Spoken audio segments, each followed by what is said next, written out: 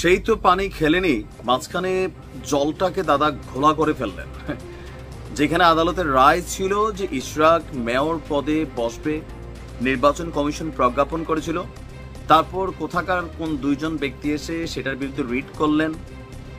আজকে অবশেষে নানান ঘটনা প্রেক্ষাপটের পরে আদালত থেকে ফাইনালি আবারও রায় চলে আসছে। তবে যেই ব্যক্তিরা রিট করছেন তারা বলতেছে ভাই তারা নাকি আপিলে যাবেন। যাই হোক, আমাদের আলোচনার জায়গাটা অন্য জায়গায়।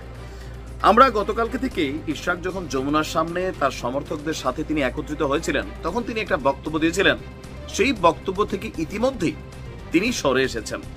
কেউ কেউ বলছেন যে বিএনপির আন্দোলন খুব বেশিক্ষণ টিকে না, অথবা একটা আন্দোলনকে দীর্ঘমেয়াদী করার বা ধরেন একটা কোনো কিছু দাবি আদায় করার যে বিষয়টা, এটাতে বিএনপি এখনো অনেকটা পিছিয়ে পড়েছে অন্যান্য দলগুলোর তুলনায়, বিশেষ করে এনসিপি তারা যেভাবে ডিল করে।